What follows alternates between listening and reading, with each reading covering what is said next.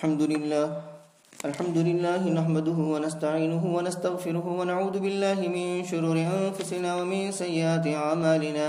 من يهده الله فلا مضل له ومن يضلله فلا هادي له، ونشهد أن لا إله إلا الله وحده لا شريك له، ونشهد أن سيدنا ومولانا محمدا عبده ورسوله صلى الله عليه وعلى آله وأصحابه وبارك وسلم تسليما كثيرا كثيرا. أما بعد فأعوذ بالله من الشيطان الرجيم. بسم الله الرحمن الرحيم. إن الله يأمركم أن تؤدوا الأمانات إلى أهلها وإذا حكمتم بين الناس أن تحكموا بالعدل إن الله نعم ما يعظكم به إن الله كان سميعا بصيرا.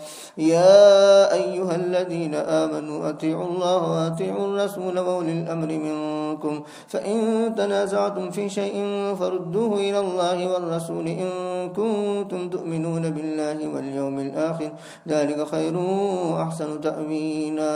آمنت بالله صدق الله مولانا العظيم وصدق رسوله النبي الكريم ونحن على ذلك لمن الشاهدين والشاكرين والحمد لله رب العالمين. قابل احترام بزرگوں اور عزیز دوستوں اور میری محترم ماں بہنوں،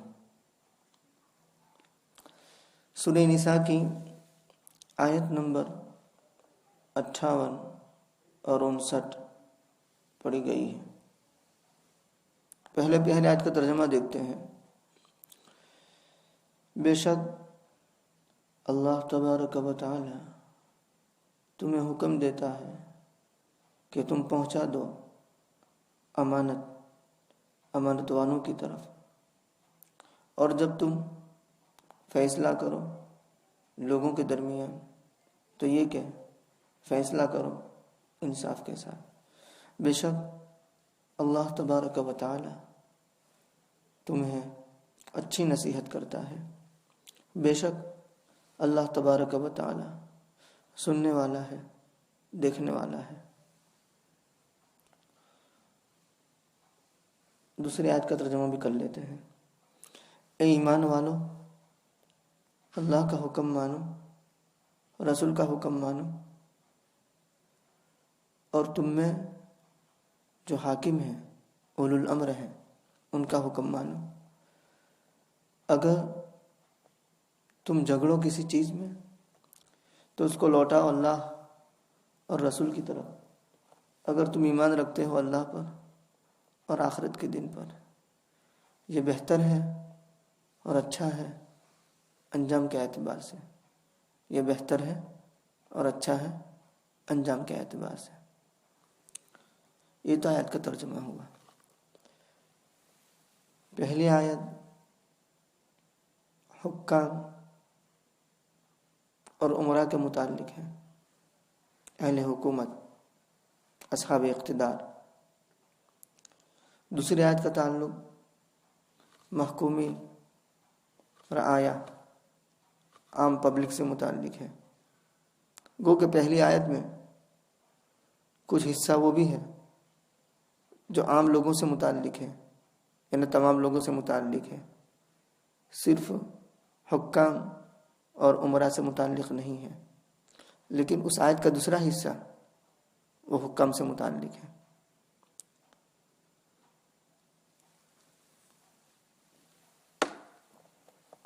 پہلی آیت کا ایک خاص واقعی نزول ہے، یعنی پہلی آیت ایک خاص واقعے میں نازل ہوئی، اتری. اور وہ واقعہ یہ ہے کہ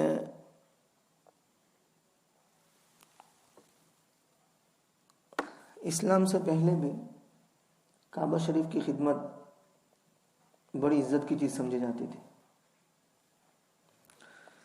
اور جو کعبہ شریف کی خدمت کرتا تھا اور جس کے سپرد کعبہ شریف کی خدمت ہوتی تھی، وہ معاشرے میں، سماج میں، سوسائٹی میں، لوگوں میں، کمیونٹی میں ایک معزز، ایک ممتاز شخص سمجھا جاتا تھا.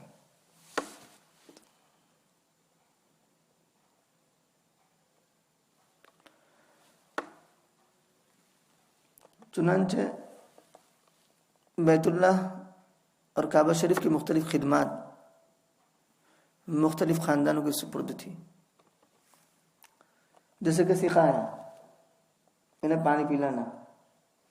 حاجیوں کو پانی پلانے کی خدمت نبی کریم صلی اللہ علیہ وسلم کے عم محترم چچا محترم عباس ابن عبد المطلب کے سپرد تھی.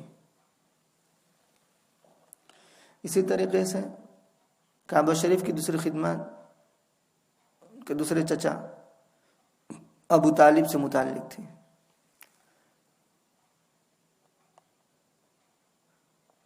چابی رکھنے کی خدمت حجابہ جسے ہم کہتے ہیں چوکیداری، اس کی خدمت عثمان ابن طلحہ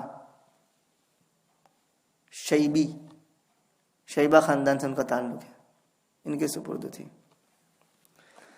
خود حضرت عثمان ابن طلحہ شیبی رضی اللہ تعالیٰ عنہ کہیں گے. اب وہ خود واقعہ بیان فرماتے ہیں کہ اسلام سے پہلے زمانے جاہلیت میں ہم لوگ پیر اور جمعرات کے دن کعبہ کا دروازہ کھولا کرتے تھے. کچھ لوگ حاضر ہو کر کے اس میں داخل ہو کر کے سعادت حاصل کرنے کی کوشش کرتے، سعادت حاصل کرتے. ایک مرتبہ کا واقعہ ہے، نبی کریم صلی اللہ علیہ وسلم اپنے صحابہ کرام رضوان اللہ تعالی علیہم اجمعین میں سے کچھ ساتھیوں کو لے کر کے تشریف آئے کعبہ کے اندر داخل ہونے کے ارادے سے. اس وقت عثمان ابن طلحہ مسلمان نہیں ہوئے تھے. انہوں نے نبی کریم صلی اللہ علیہ وسلم کو سختی سے منع کر دیا اور بڑی ترشی دکھائی. رسول اللہ صلی اللہ علیہ وسلم نے بڑی بردباری کے ساتھ تحمل کے ساتھ فرمایا کہ عثمان ایک دن شاید تم دیکھو گے کہ یہ کعبہ کی چابی میرے قبضے میں ہوگی اور میں جسے چاہوں گا دوں گا. آپ نے خوب برداشت فرمایا. تو عثمان ابن طلحہ کہنے لگے کہ اگر وہ دن آ گیا تو وہ قریش کی ہلاکت، ان کی ذلت، ان کی رسوائی کا دن ہوگا. تو نبی کریم صلی اللہ علیہ وسلم نے فرمایا نہیں، وہ دن قریش کی ہلاکت کا دن نہیں ہوگا بلکہ ان کی آباد کاری کا دن ہوگا، ان کی عزت کا دن ہوگا، ان کے اعزاز کا دن ہوگا، ان کی سرفرازی کا دن ہوگا. یہ کہہ کر کے نبی کریم صلی اللہ علیہ وسلم کعبہ کے اندر داخل ہو گئے. عثمان ابن طلحہ کہتے ہیں کہ جس وقت نبی کریم صلی اللہ علیہ وسلم نے یہ بات کہی، پھر میں نے اپنے دل کو ٹٹولا تو مجھے یقین سا ہو گیا کہ یہ جو کچھ کہہ رہے ہیں وہ ہو کر رہے گا. اور میرے دل میں اسلام کی طرف اعلان بھی آ چکا تھا کہ میں اسلام قبول کر لوں. لیکن میں نے اپنی قوم کے تیور دیکھے، وہ مجھے برا بھلا کہنے لگے، سخت ملامت کرنے لگے. چنانچہ میں نے اسلام میں داخل ہونے کا ارادہ ملتوی کر دیا. اس کے بعد فتح مکہ ہوا تو نبی کریم صلی اللہ علیہ وسلم نے مجھے بلایا، چابی طلب کی اور میں نے چابی ان کے ہاتھ میں دے دی، ایک روایت کے مطابق. دوسری روایت کے مطابق یوں آتا ہے کہ فتح مکہ کے دن عثمان ابن طلحہ کعبہ کی چھت پر چڑھ گئے چابی لے کر کے. نبی کریم صلی اللہ علیہ وسلم نے حضرت علی رضی اللہ تعالیٰ عنہ سے فرمایا علی چابی لے لو. تو علی رضی اللہ تعالیٰ عنہ نے عثمان ابن طلحہ کا پیچھا کیا اور چھین کر کے چابی لے لی اور نبی کے سپرد کر دی. اس کے بعد نبی کریم صلی اللہ علیہ وسلم کعبہ شریف میں تھے، باہر تشریف لائے اور عثمان ابن طلحہ کو بلایا اور چابی ان کے سپرد کی. وہ خوشی سے چلنے لگے. نبی کریم صلی اللہ علیہ وسلم نے فرمایا عثمان ادھر آؤ، یاد ہے ایک مرتبہ آپ نے چابی دینے سے انکار کیا تھا اور میں نے کہا تھا کہ ایک وقت آئے گا کہ چابی میرے قبضے میں ہوگی، میں جسے چاہوں گا دوں گا. ہاں مجھے یاد آیا ہجرت سے پہلے کا واقعہ، یہ بات یاد آئی مجھے، تو کہ اسی وقت میں مسلمان ہو گیا۔ حضرت عمر فاروق رضی اللہ تعالیٰ عنہ فرماتے ہیں کہ جوف کعبہ سے نبی کریم صلی اللہ علیہ وسلم یہ آیت پڑھتے ہوئے نکلے، ان اللہ یأمرکم ان تؤدوا الامانات الی اہلہا۔ اس سے پہلے میں نے یہ آیت سنی نہیں تھی، تو معلوم ہوا کہ اسی دن وہ آیت نازل ہوئی جوف کعبہ کے اندر، کعبہ کے بیچ میں، اور اس آیت پر عمل کرتے ہوئے نبی کریم صلی اللہ علیہ وسلم نے وہ چابی حضرت عثمان رضی اللہ تعالیٰ عنہ کے سپرد کر دی، اور پھر یوں فرمایا کہ خذھا تالدتن خالدتن لا ینزیونہا الا ظالم، ہمیشہ کے لیے لے لو، نہیں چھینے گا آپ سے، نہیں لے گا آپ سے مگر ظالم، جو ظالم ہوگا وہی لے گا۔ آج تک وہ چابی شیبہ خاندان کے اندر چلی آ رہی ہے، یہ اعزاز ان کو حاصل ہے آج تک، خلید بردار جسے کہتے ہیں۔ تو یہ تو ہوا شان نزول۔ اس وقت حضرت علی رضی اللہ تعالیٰ عنہ اور حضرت عباس رضی اللہ تعالیٰ عنہ نے یہ مطالبہ کیا تھا نبی کریم صلی اللہ علیہ وسلم سے کہ یا رسول اللہ صلی اللہ علیہ وسلم، جیسے سکھایا ہمارے حصے میں ہے، یعنی حاجیوں کو پانی پلانا، صدانہ یعنی خدمت کعبۃ اللہ کے ہمارے حصے میں ہے، تو یہ حجابہ یعنی کعبہ کی چابی بھی ہمیں دے دیجیے۔ تو نبی کریم صلی اللہ علیہ وسلم نے فرمایا نا، ان اللہ یأمرکم ان تؤدوا الامانات الی اہلہا واذا حکمتم بین الناس۔ تو یہ بات ہوئی شان نزول کے متعلق۔ اب اس آیت سے متعلق اور آیت کے اس حصے سے متعلق جو کچھ ہدایات ہے اس پر نظر کرتے ہیں۔ امانات کو اس کے حل کی طرف ادا کرو، پہنچاؤ۔ امانات کی ادائیگی کی بڑی تاکید نبی کریم صلی اللہ علیہ وسلم نے فرمائی۔ حضرت انس رضی اللہ تعالیٰ عنہ فرماتے ہیں نبی کریم صلی اللہ علیہ وسلم کا بہت کم ایسا خطبہ ہوتا تھا کہ جس میں امانت کے اوپر آپ نے زور نہ دیا ہو۔ قلما خطبنا رسول اللہ صلی اللہ علیہ وسلم الا قال فی الخطبۃ لا ایمان لمن لا امانۃ له ولا دین لمن لا عہد له۔ بہت کم ایسا ہوا کہ ہمیں نبی نے خطبہ دیا ہو اور یہ جملہ ارشاد نہ فرمایا ہو کہ ایمان امانت اس کی نہیں جس کے پاس ایمان نہیں، لا ایمان لمن لا امانۃ له، جس کے یعنی اس کا ایمان نہیں جس کے پاس امانت نہیں، لا دین لمن لا عہد له، اس کا دین نہیں جس کے اندر عہد نہیں، عہد کا پاس لحاظ نہیں۔ تقریباً ہر خطبے میں آپ یہ ارشاد فرماتے۔ اور امانت کے برعکس خیانت وہ منافقت کی علامت، آیت المنافق طلاق، منافق کی 3 علامت ہے۔ اذا حدث کذب، گفتگو کرے تو جھوٹ بولے، واذا وعد فاخلف، وعدہ کرے تو وعدہ خلافی کرے، واذا اؤتمن خان، اور جب اس کے پاس امانت رکھی جائے تو وہ امانت میں خیانت کرے۔ عام طور پر امانت کا ہمارے دل و دماغ میں جو تصور ہے وہ بہت محدود ہے، اور وہ یہ کہ مثال کے طور پر کوئی سفر پر جا رہا ہے اور اپنی قیمتی چیز، ڈاکیومنٹ یا جولری، گولڈ سلور یا کوئی رقم، بھئی دیکھو میں سفر میں جا رہا ہوں، آپ اپنے پاس امانت رکھیے، میں آ کر وہ لوٹا لوں گا، واپس کر لوں گا، اسی کو امانت سمجھتے ہیں۔ حالانکہ امانت کا وسیع بہت مفہوم ہے۔ جو اہل نہیں ہے ان کو عہدے سپرد کرنا یہ بھی خیانت ہے امانت کے اندر۔ ایک شخص جس کے اندر اہلیت نہیں ہے لیکن اس کو وہ عہدہ سپرد کر دیا گیا۔ اذا وسد الامر فانتظر الساعہ، جب معاملہ الی غیر اہلہ، غیر اہل کو سپرد کر دیا جائے تو قیامت کا انتظار کرو۔ اذا وسد الامر الی غیر اہلہ فانتظر الساعہ، تو مناسب اس کے اہل کو سپرد کرنا یہ امانت داری کی بات ہے، اور اس کے اہل کو سپرد نہ کیا جائے تو یہ خیانت ہوگی۔ دوسرا حصہ خصوصاً حکام اور عمرا سے متعلق ہے۔ وَإِذَا حَكَمْتُمْ بَيْنَ النَّاسِ أَن تَحْكُمُوا بِالْعَدْلِ، جب تم فیصلہ کرو لوگوں کے درمیان تو انصاف کے ساتھ فیصلہ کرو۔ اور تحکموا بین الناس فرمایا، تحکموا بین الناس فرمایا، بین المسلمین نہیں فرمایا، بین المؤمنین نہیں فرمایا، بین الاقرباء نہیں فرمایا، بین الناس فرمایا۔ تو اس سے اشارہ دے دیا کہ فیصلہ کرنے میں تمام انسان مساوی ہے، کیا غیر، کیا مسلم، کیا غیر مسلم، اور کیا ہم زبان اور کیا ہم وطن اور کیا رشتہ دار کیا غیر رشتہ دار، سب برابر برابر، کیا دوست کیا دشمن، انصاف کے ساتھ فیصلہ ہوگا۔ اور جو انصاف کے ساتھ فیصلہ کرنے والے ہیں ان کے لیے بشارت ہے، فضیلت ہے، مزدہ ہے۔ آپ نے فرمایا سبعۃ یظلھم فی ظلہ یوم لا ظل الا ظلہ، کل قیامت کے دن 7 آدمی عرش کے سائے تلے ہوں گے، جس دن اس کے سائے کے علاوہ کوئی سایہ نہیں ہوگا، اور اس میں امام عادل، عدل پرور امام، انصاف پسند امام، عدل کے ساتھ فیصلہ کرنے والا، انصاف کے ساتھ فیصلہ کرنے والا امام۔ تو کہا کہ جب تم لوگوں کے درمیان فیصلہ کرو تو فیصلہ کرو انصاف کے ساتھ۔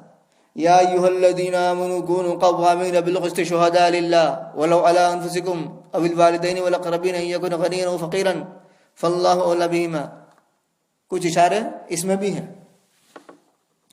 اللہ تبارک و تعالیٰ تمہیں بہترین نصیحت فرماتا ہے، جو انصاف کے ساتھ فیصلہ نہیں کریں گے اور رعایا کے درمیان عدل سے کام نہیں کریں گے، ان کے لیے وعید ہے۔ معقل بن یسار رضی اللہ تعالیٰ عنہ سے روایت ہے، فرماتے ہیں نبی کریم صلی اللہ علیہ وسلم نے فرمایا ما من وال یلی رعیۃ من المسلمین فیموت وهو غاش لهم الا حرم اللہ علیہ الجنہ۔ کوئی والی بنتا ہے مسلمانوں میں سے کسی رعیت کا اور مرتا ہے اس حال میں کہ وہ ان کے ساتھ خیانت کرنے والا ہوتا ہے، تو اللہ تبارک و تعالیٰ اس پر جنت کو حرام کر دیتے ہیں۔ اور جو خیانت کرنے والے ہیں ان کے لیے ابو سعید خدری رضی اللہ تعالیٰ عنہ کی روایت میں یوں آیا لکل غادر لواء عند استہ، ہر غدر کرنے والے کے لیے، ہر خیانت کرنے والے کے لیے اس کی است، اس کی سورین جو پیچھے ہے، مقد جسے کہتے ہیں، اس کے پاس جھنڈا گاڑا جائے گا۔ ایک روایت میں آیا کہ لکل غادر لواء یوم القیامت یرفع بقدر غدرتہ، کہ ہر خیانت کرنے والے کے لیے جھنڈا اس کی غداری کے اعتبار سے، اس کے خیانت کے اعتبار سے گاڑا جائے گا۔ جتنا بڑا خائن اتنا بڑا جھنڈا۔ پیچھے کتے کی دم ہوتی ہے نا، جانوروں کی دم ہوتی ہے کہ نہیں ہوتی، ایسے پیچھے اس کی دم اس جگہ پر جھنڈا گاڑ دیا جائے گا، تو وہ سمبول ہوگا، لوگ جان لیں گے کہ اوہ یہ خائن تھا، جھنڈا گاڑا جائے گا۔ اور آپ نے یوں فرمایا کہ لا اکبر، یعنی لا غدر اکبر من غادری امیر عام، یعنی عام لوگوں کا جو امیر ہو اس سے بڑھ کر غدر کرنے والا کوئی نہیں، وہ سب سے بڑا غدر کرنے والا سمجھا جائے گا، تو اس کا جھنڈا سب سے بڑا گاڑا جائے گا۔ ان اللہ کان سمیعا بصیرا، اللہ سننے والے ہیں، دیکھنے والے ہیں۔ یا ایھا الذین آمنوا، یہ آیت محکومین سے متعلق ہے، رعایا سے متعلق ہے، پبلک سے متعلق ہے۔ پبلک کی کیا ذمہ داری ہے؟ اے ایمان والو، اے پبلک، اے سنو، اللہ کی مانو، اللہ کے رسول کی مانو، اور تم میں جو اولو الامر کی ہے وہ مانو۔ لیکن ماننے کی کب تک اولو الامر کی؟ جب تک کہ اللہ تبارک و تعالیٰ کے حکم کے خلاف نہ ہو۔ لا طاعۃ لمخلوق فی معصیۃ الخالق، لا طاعۃ لمخلوق فی معصیۃ الخالق، کہ مخلوق کی اطاعت نہیں ہے اس مسئلے میں، اس معاملے میں جہاں خالق کی نافرمانی ہوتی ہو۔ تو مخلوق کی ماننے کی ایک لمٹ اور حد بیان کر دی گئی ہے کہ وہ اللہ کے حکم کے خلاف نہ ہو، تب جا کر کے مانیں گے۔ تو اللہ کی مانو، اللہ کا حکم مانو، رسول کی مانو، رسول کا حکم مانو، اور تم میں جو اولو الامر ہیں ان کی مانو۔ یہ اولو الامر سے مراد کون ہے؟ تو صحابہ کرام رضوان اللہ تعالیٰ علیہم اجمعین میں جو مفسرین گزرے ان کے درمیان سے اختلاف چلا آ رہا ہے۔ کچھ صحابہ یوں فرماتے ہیں کہ اولو الامر سے مراد فقہاء اور علماء، کیوں؟ اس لیے کہ نظام دین ان کے ہاتھ میں ہے، دین کا نظام ان کے ہاتھ میں ہے۔ اور کچھ صحابہ یوں فرماتے ہیں کہ اس سے مراد حکام اور عمراء ہے، لیڈر ہے، اصحاب اقتدار ہے، کیوں؟ اس لیے کہ نظام حکومت ان کے ہاتھ میں ہے۔ اور کچھ فرماتے کہ نہیں، دونوں ہی اولو الامر میں آتے ہیں، دونوں ہی اولو الامر کا مصداق ہے، علماء فقہا بھی اور عمراء حکام بھی۔ کیوں؟ تو کہا کہ نظام امر بالمعروف اور نہی عن المنکر یہ دونوں میں مشترک ہے۔ امر بالمعروف نہی عن المنکر حکام کی بھی ذمہ داری ہے اور علماء اور فقہا کی بھی ذمہ داری ہے۔ یہ الگ بات ہے کہ دونوں کا دائرہ کار الگ الگ ہے۔ حکام اور عمراء بیدہ، اور جو علماء اور فقہا ہے وہ بلسانہ، من رأى منکم منکرا فلیغیرہ بیدہ فإن لم يستطع فبلسانہ فمن لم يستطع فبقلبہ وذلک اضعف الایمان، کہ جو تم میں سے کوئی منکر چیز کو دیکھے تو اس کو بدل دے، اس کو روک دے اپنے ہاتھ سے۔ تو ہاتھ سے روکنے کا کام کس کا ہے؟ حکام کا، عمرا کا، کیونکہ ان کے زیر نگرانی پولیس بھی ہے، پولیس کے ذریعے وہ کام کروائیں گے، اور زبان کے ذریعے سے کام کرتے ہیں علماء اور فقہا، واعظ اور نصیحت کے ذریعے سے۔ تو اولو الامر منکم فإن تنازعتم، اگر جھگڑ پڑو کسی چیز میں تو اس کو لوٹاؤ اللہ اور اس کے رسول کی طرف۔ اصول شرع یعنی شریعت کے جو اصول جس سے شریعت وجود میں آتی ہے، شریعت کے فروعی مسائل، جزوی مسائل وجود میں آتے ہیں، تو وہ اصول 4 ہے: کتاب، سنت، اجماع اور قیاس۔ کچھ حضرات نے فرمایا کہ یہ چاروں کا ثبوت اس آیت سے ہوتا ہے: اطیع اللہ کتاب اللہ، اطیع الرسول سنت، اولی الامر منکم اجماع، فإن تنازعتم فی شیء فردوہ الی اللہ والرسول، یہ قیاس ہے۔ بھئی جب کوئی مسئلہ آن پڑا تو اس وقت سب سے پہلے جو منصوص احکام ہے اس کی طرف رجوع کیا جائے گا قرآن کریم اور احادیث نبویہ کے اندر، اور اگر منصوص احکام نہیں ہے تو پھر منصوص احکام کے جو نظائر ہیں ان پر قیاس کیا جائے گا، اور ان پر قیاس کرنے کے بعد جو جدید مسئلہ آ پڑا ہے اس میں اس حکم کو لاگو کیا جائے گا، علت کی یکسانیت کو مد نظر رکھتے ہوئے وہ حکم وہاں لاگو کر دیا جائے گا۔ تو قیاس بھی اس سے ثابت ہوتا ہے۔ ذالک خیر و احسن تأویلا، یہ بہتر ہے اور اچھا ہے انجام کے اعتبار سے، یعنی کتاب اللہ پر عمل کرنا، سنت رسول پر عمل کرنا، اجماع پر عمل کرنا اور قیاس پر عمل کرنا، اللہ رسول تک اس کو پہنچا دینا اور حکم وہاں سے تلاش کرنا، یہ انجام کے اعتبار سے بہتر ہے، جھگڑے کو ختم کرنے والا ہے۔ سبحان اللہ۔